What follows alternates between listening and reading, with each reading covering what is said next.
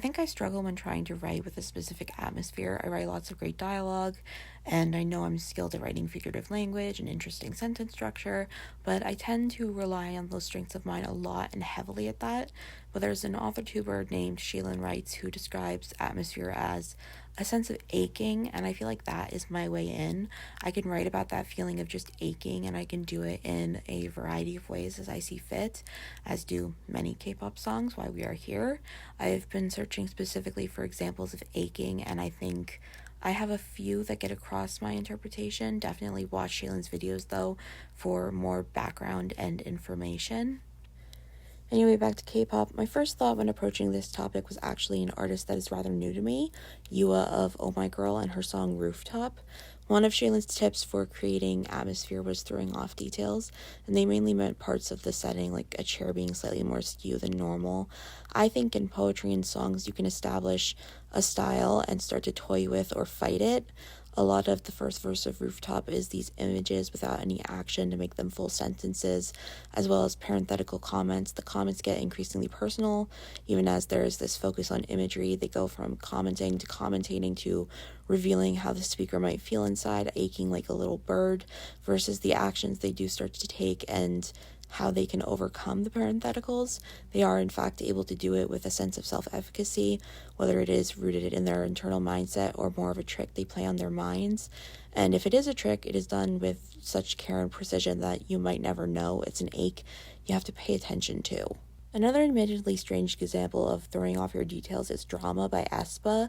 It's less about physical details and more so the wording. Some people don't even realize they switch from drama to trauma or bring to break. It's a subtle change sonically, but it conveys their situation so well, effectively minimizing and maximizing the stress of their experiences at the exact same time. Trauma is more intense than drama, but it blends into the sound of the song.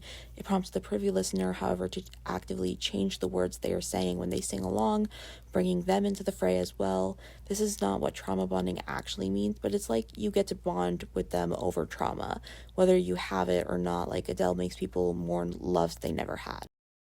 Another means of creating that ache is through playing around with authorial intrusion, essentially when you can tell the author is behind something, usually in a way that takes you out of the story.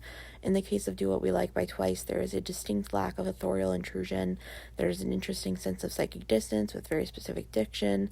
There are moments that feel close, like when they are talking about being clogged in water. They also describe certain things in a way that feels distant, with inclusion of words like it, that, the, and this, when unnecessary, when they could be much more personal. They note they lack reason, potentially taking us into the world of the absurd, but I really enjoy the chorus with the titular line, Do What We Like, that conveys a sense of space between the speaker and the listener, let alone the author and the listener. It's vague, and it causes an ache to know that feeling in some way personal to you. The idea of authorial intrusion also actually changed how I feel about Sserafim's We Got So Much. It feels like there's a lot of authorial intrusion here in a way I assume is intentional. I said this in my Sserafim discography analysis, but parts of it seem incredibly straightforward or conventional, and I admired that they made this executive decision. I noted that I already enjoyed the song sonically, but I think I missed its kind of unique attempts to appeal to essentially your frontal lobe and your prefrontal cortex. It's an interesting way to keep the subject close, and these parts of the mind do have a big effect on personality. Phineas Gage had an iron rod go through his frontal lobe and he lived, but his personality was completely different. It's not a bad idea to be simple, especially in an industry like K-pop where everyone is constantly doing too much and looking for ways to do even more. Another song I have also talked about before is Wife by I-dle. I haven't changed how I feel about this song except in coming to appreciate its linguistic ecosystem, a term coined by Shaylin. Basically, a piece of writing has its own ecosystem of words that would grow in that space, and it could apply to any kinds of words, but it is especially important in terms of nouns and verbs. In Wife, there are a lot of nouns. They avoid adjectives, such as when they do not actually describe the wife in real terms, or when they describe the man's room as twinkle twinkle. There are a lot of verbs without grammatical subjects that they are associated with when the man is involved, but the speaker does give this man advice with adverbs carefully and boldly, giving his representation an extra layer of complexity that actually underscores his uselessness. Stranger by Sunmi is a song I surprisingly haven't covered yet because it's one of my favorite songs of last year.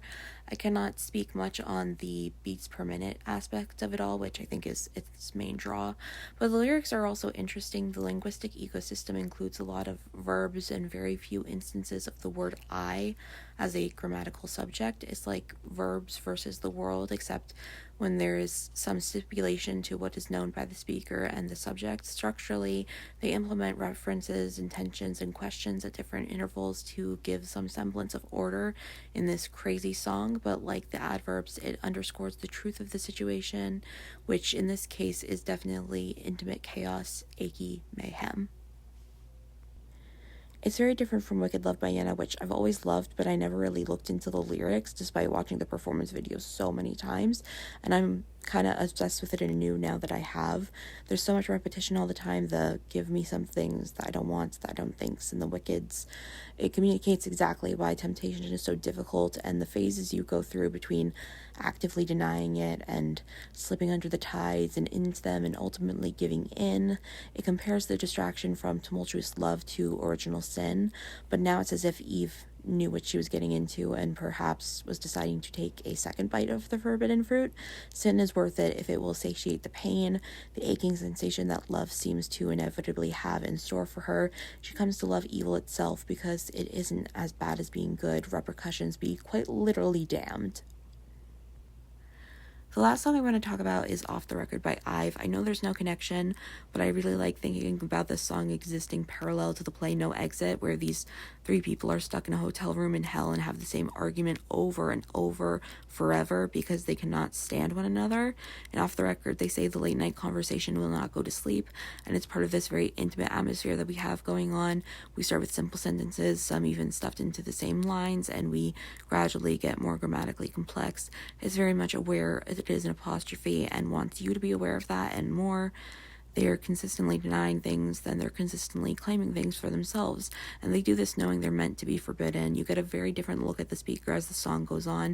It turns around again, though, and you see the person who wants to get to know you, but you have to decide what you put into this relationship, and it's a reality that doesn't end with this song or removing any one person out of your life. Even if it is not No Exit, most of our lives operate in the same fashion as Off the Record. It's like Rosencrantz and Guildenstern are dead, actually. You're not conscious of when you have to be on stage and how you have to wait for that, but a lot of us spend our downtime just thinking, and it's an atmosphere that doesn't leave you alone even when you are alone. K-pop gets a bad reputation. I know personally, if I talk to my family about K-pop, they comment on how it feels too manufactured, and I do understand where they're coming from. K-pop is manufactured, but it also produces music that can feel very genuine or achy or whatever atmosphere you're looking for. Might take looking deeper into the lyrics, but in my opinion, these are pieces of literature as much as any other written art that you consume.